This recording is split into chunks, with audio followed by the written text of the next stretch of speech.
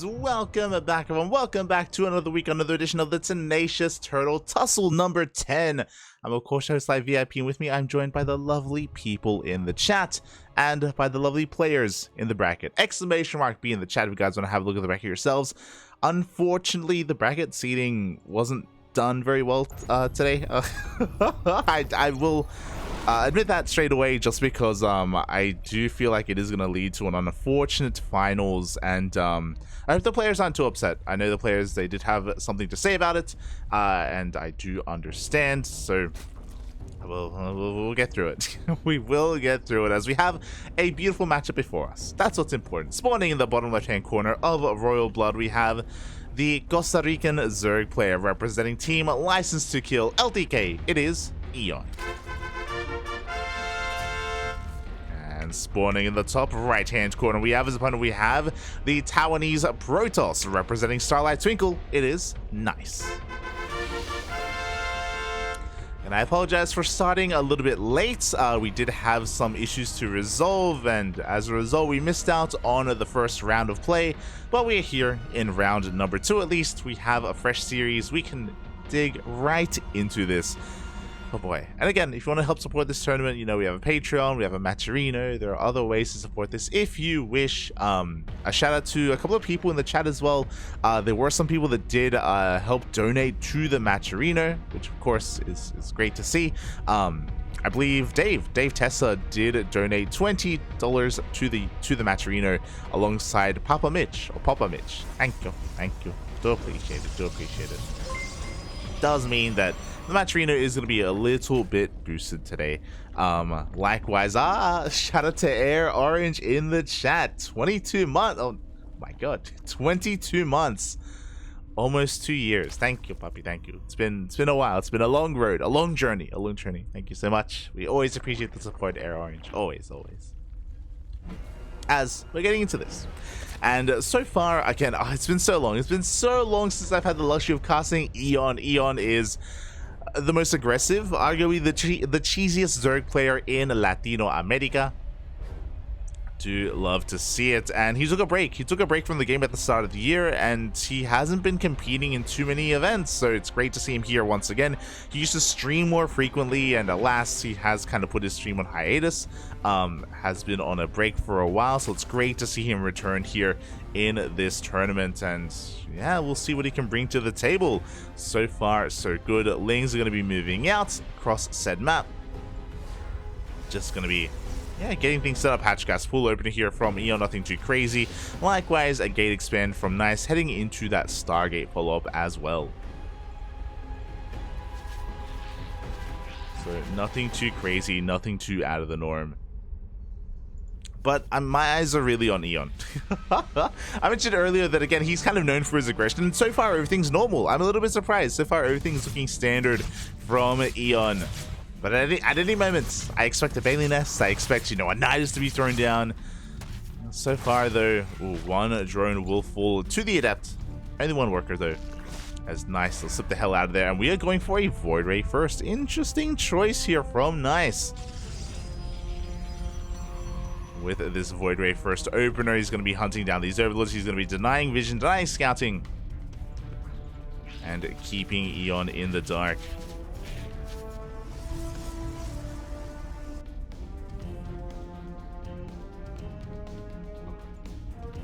Speaking of, yeah, this is what I assumed would happen. EON is going to be throwing down a very fast Bailey Nest. Is going to be going for a Bane Bust across the map. We're going to be cutting workers here at 27, and one way or another, this game will end. Either we successfully break our opponents or we die trying. EON, he does get supply block for a moment. Aye. Overlord does go down. Banelings are on the way. And Nice is none the wiser. He's moving out of position with this Void Ray. He has no oracles. Sorry, never mind. Does have one oracle to defend back at home. The Bane Bust is soon to be upon us. Is waddling on in, and Nice, he sees it. He knows. He does barely catch a glimpse of the Lings of the Banelings, but does he react in time because the Banelings are waddling in? They do bust into the natural base. Boys, they have to be pulled away. The one Adept is going to go down. We have a gateway explosion on the way, but there are no gateways done yet. Only one. And EON, with this Bane bust, he may be able to pull this off. He's got control of the natural, he's busting into the third, busting into the main base as well. The Banelings are being focused down by the Oracle, but a lot of workers are falling. 13 already. But we need to do more. We need to do more damage here as we get on top of that last Adept as well. We're barely warping in a couple more Adepts. And it looks like Nice, despite being busted open earlier, he's slowly cleaning this up. This was almost ideal, but Nice, he's on 24 workers. He has a comparable economy to EON. EON, he had to do more damage. He has to do more damage. It looks like he will kill this third base.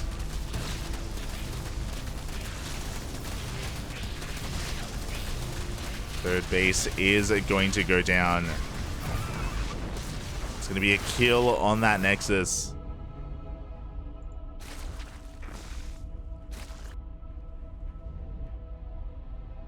And EON from here, he's he can recover. he can try. You know, if a lair on the way, he's droning. We do have a Void Ray and an Oracle, of course, that do have map control. And a couple of workers will go down. EON, he still has a ways to recover. That's the problem here, is he doesn't have a lot of tech to work with. He does have 2 gas geysers. He's about to finish up his lair. There's no Roach Warren. We can maybe rush into Hydras or a Spire even, but even then we just don't have a lot of gas to work with. Speaking of, there it is. There's a Hydra Den. Hydra Den is on the way. Lings, they flood across the map, once again forcing another cancel on the third. EON doing a good job here, just containing Nice, just maintaining control of his economy. EON, I still think he hasn't fully recovered yet, but he's on the way. Yeah, he's getting there.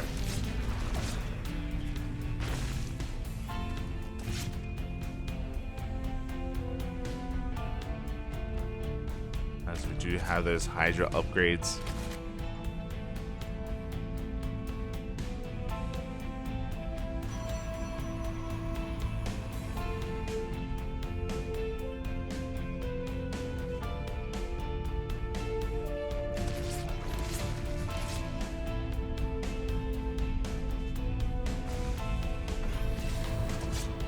And from here, yeah, Nice, he's got some... well, Nice is really rounding himself out. You know, Nice back at home, he doesn't just have map control with these Oracles, which of course he's keeping tabs on the drone count of his opponent to make sure that EON is indeed saturating his bases. We have Charge Ults on the way. We have Archons on the way behind this. Gateways as well. And a 3-base Charge Archon timing here from Nice could work wonders. But for now, he's still stuck at home recovering. Still keeping tabs on the army, gets a revelation off on those Hydras. Ling Bane is getting ready for a bit of a counterattack. But alas, Nice is actually going to come across it.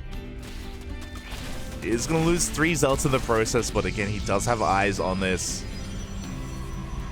He's going to be rotating his army over.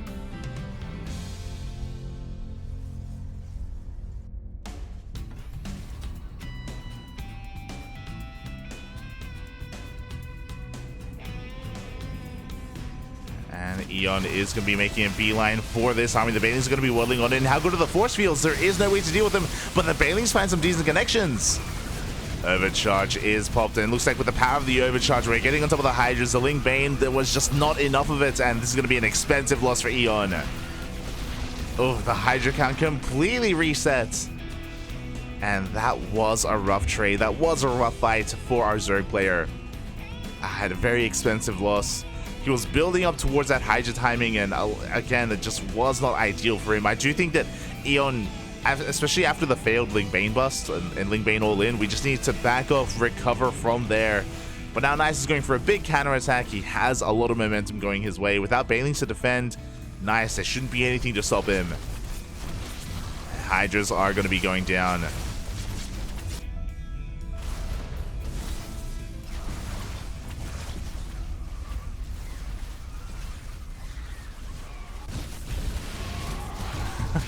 Lings are getting damage done across the map. They do bust into the third base.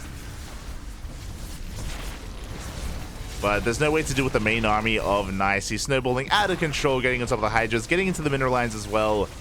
Every base is going to go down. GG gets called, and Nice will take game number 1. GG.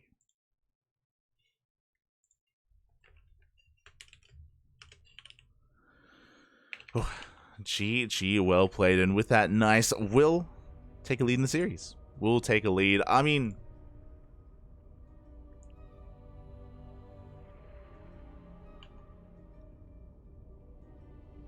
nice, yeah, is going to be taking that first game. EON had, honestly, a good start to the Ling Bane bust. Like, he was able to break in, he was able to kill a lot of workers, yes, but it just goes to show how far behind he was. It goes to show how much damage he needed to do to be able to overcome his deficits. And alas, Nice does take a lead. But EON, he has a chance. He has a chance at fighting back here. Does have a chance at making a series out of this as we're getting ready for game number 2.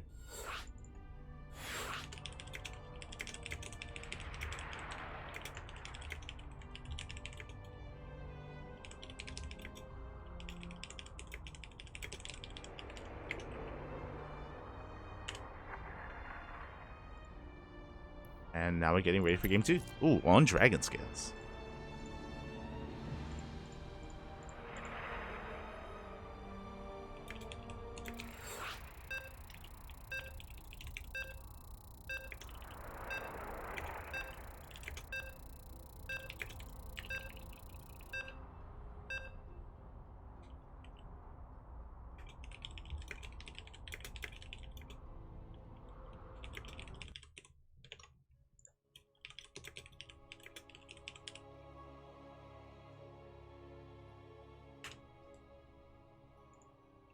We go. We're getting into that second game.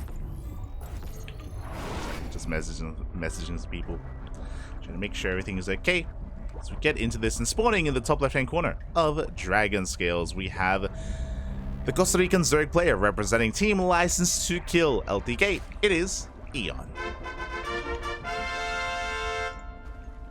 And spawning in the bottom right-hand corner, we have the best player in all of Taiwan representing Starlight Twinkle. It is Nice.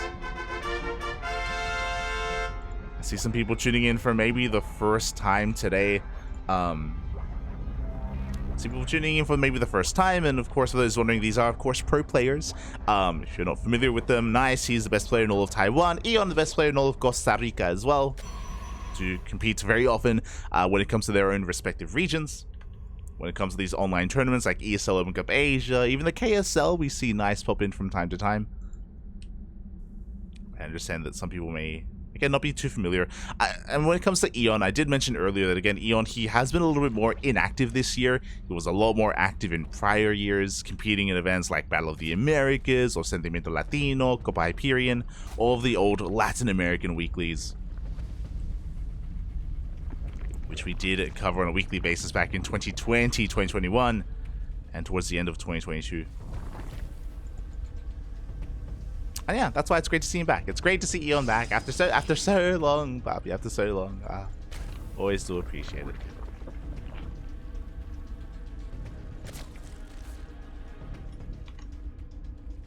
Catching up, Rip Ender, Mr. Check-in. Yeah, I guess, yeah. Unfortunately, there were a couple of the C players that weren't quite able to make it in this week, like Ender or Demi. I know it's a little bit early in the morning for certain countries in Southeast Asia, so unfortunately, it didn't quite make it today. Homono as well.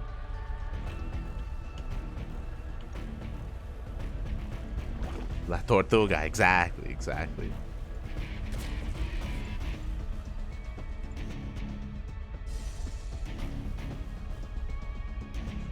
get ready for our next game. And so far, just a hatch gas pull here from EON. Just everything as it should be. Likewise from Nice, nothing too crazy either. I mean, Nice, I wouldn't be surprised if he's not familiar with EON, with his like style of play. And now Nice is becoming a little bit more aware of how our Zerg player does handle himself.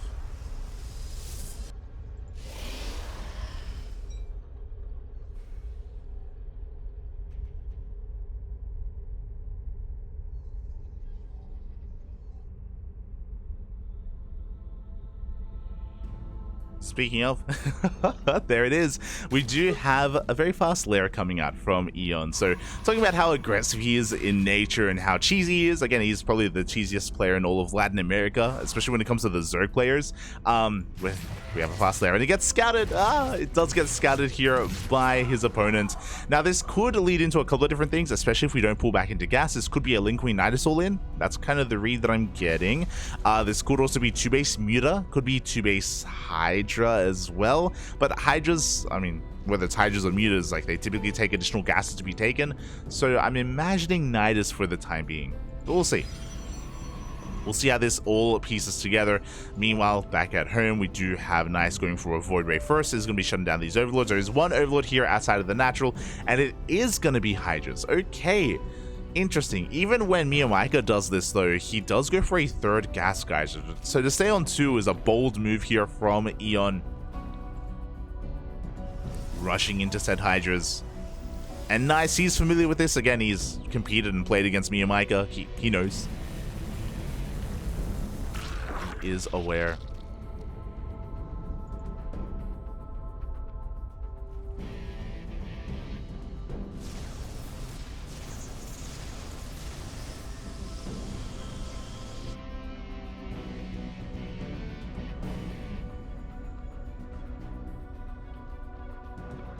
And we do have Nice just sending out his first Oracle as well, just getting a tag, getting a read on things. He did scout the early lair earlier, so he's aware that something is wrong, that something is amiss. Whether it's going to be Hydras, I mean, the Hydra does just reveal itself. And now Nice is aware of what the lair was for. Confirms the third gas geyser, of course, before getting the hell out of there. And back at home, Nice is just setting up, getting to his Robo Forge. Of course, there is some danger to be had, like Ling Hydra can trade quite well. So I'm really curious to see where Nice kind of techs up, what kind of direction he goes in.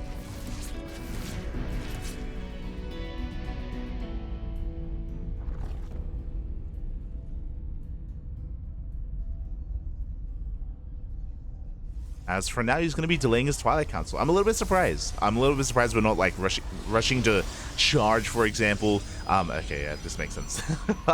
Instead, Rodix Bay is on the way, and if we get a handful of Colossi, then that is ideal against this army composition. Colossi good against all things light from the Zerg, Lingbane, Hydra as well. But can we get there in time? Oh, as EON. Okay, you have my attention. As a Nice attempts to pull them apart, EON is going into a fast lurker den. Interesting. Lurker den is on the way.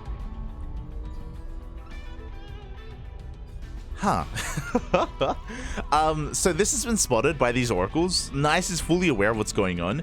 So I'm still a little bit concerned here for EON and whether he can pull this off. There's going to be a window here where EON is very vulnerable. How many lurkers will he have by the time we reach, 2 Colossi? Does Nice even have to try to break him? That's the thing. Like, if Nice wanted to, he could just go for a longer game. Just take a third base, get up to 3-4 Colossi, take a 4th as well. There's nothing pressuring him to keep on pushing. I'm interested to see how this dynamic plays out and how many lurkers we end up making. As EON clearly wants to be the aggressor, 4 lurkers are on the way. EON not saturating this third base at all. So EON, he wants to hit a timing, he wants to go all in with these 4 lurkers. And is Nice going to be able to be ready for it? He's a little bit more exposed here at the third base. Lurkers are coming in. We do have detection, but the Observer not quite here.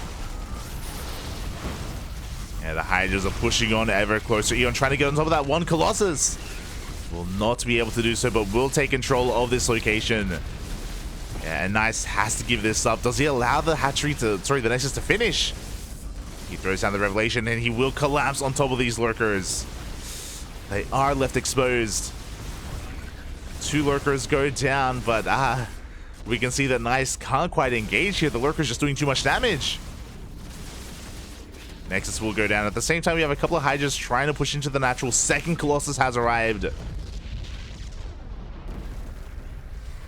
Nice, he can try to collapse on this army.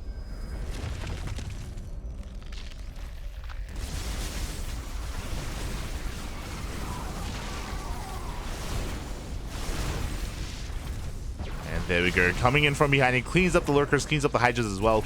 Nice may have lost his third base, but again, EON was all in. EON, he isn't even using his third. And now Nice can commit to a counterattack. Can move out.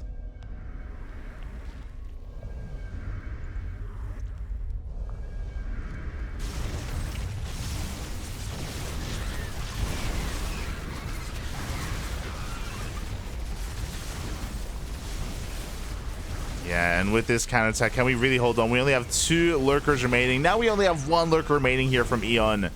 I appreciate that he did something a little bit different and tried to rush into a lurker tech like this, and I mean, he was able to kill a base as a result, but again, he had no more longevity outside of that in this game.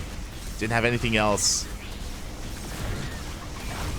He's barely holding onto his natural with 1 lurker. Meanwhile, his third base is going to be forfeit, and Nice is expanding behind this. He's making probes, he's working on +2, he's working on a longer game. And he is going to be able to break up into this natural.